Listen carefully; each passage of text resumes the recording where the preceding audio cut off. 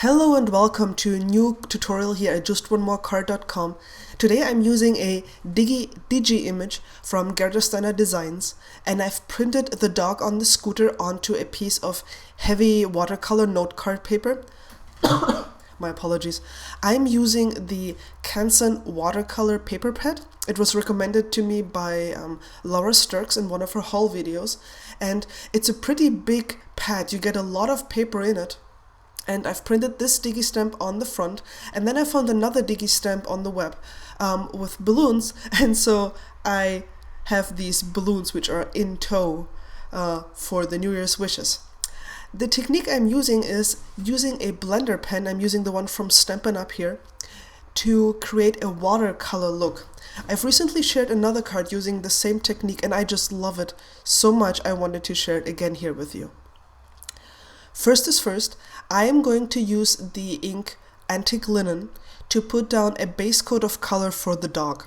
So I smooshed my ink pad here on some acetate that's leftover packaging, and I'm picking up the ink directly with the blender pen and then putting it down to paper.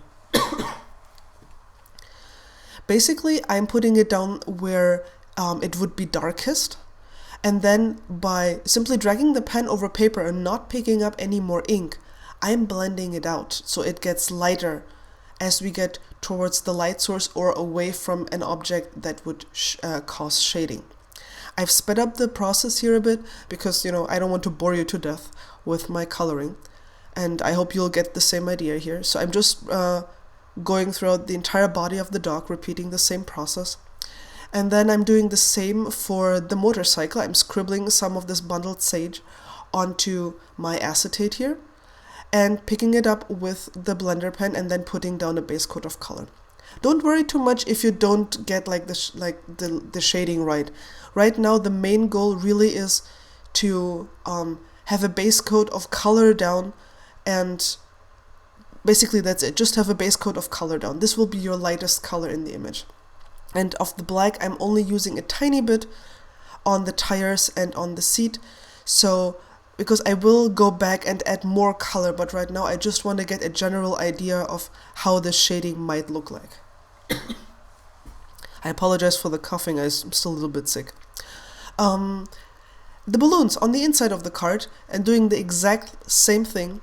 And while I did the balloons, the front of my card dried, so now I can go in with the marker directly and put down the color where there would be shadow. So for example, the helmet will put a shadow on the dog's face, because that's is it the sunscreen or something? Well, it's supposed to do that, right?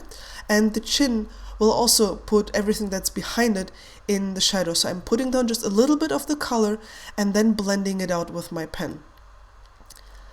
Remember, you can always add more color, but taking color away is kind of difficult. So start with a little bit of color and use small circular motions to blend it out. And if you find you have too much ink on your pen, just wipe it off on a scratch piece of paper, and then you can blend it out to a much lighter shade.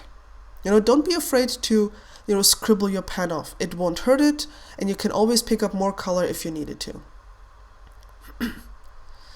Repeating the same process, of course, on the helmet as well, with a more orangey yellow here to add roundedness to the helmet. And of course the motorcycle, going in here as well and just fading it out. You can see in the small circular motions that I do, I get this wonderful see, I'm breathless, absolutely breathless with anticipation. I'm getting this wonderful watercolor look here. And again, doing the same on the inside. The blending on the inside was a bit harder, especially on the larger balloon, so that looks kind of hideous. Sorry for that.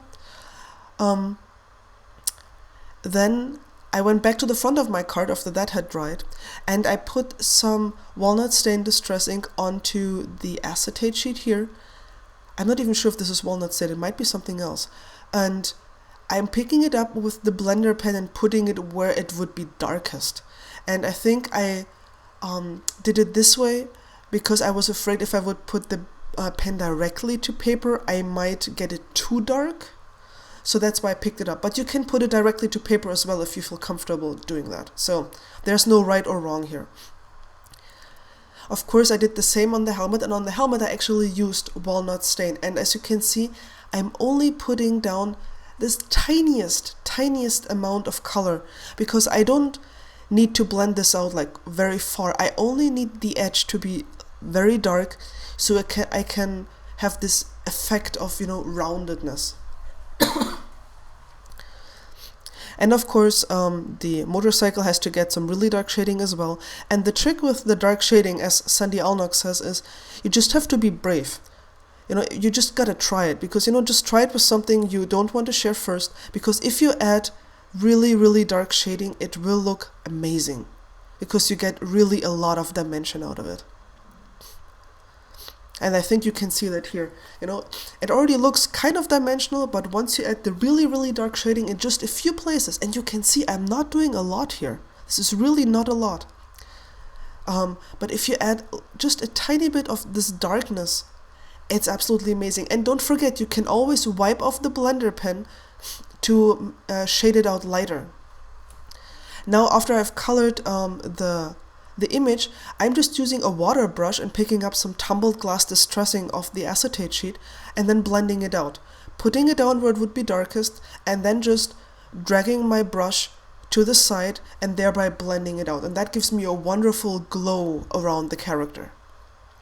I did the same thing on the bottom, but I kind of went off screen. Sorry, I was so raptured with what I was doing that I completely, you know, didn't notice. But you can see here I'm coming in with a darker brown onto my already like brownish background, and I'm just blending it out to the side, and you get a wonderful effect here. So this is the card from the front and the inside, and that's it.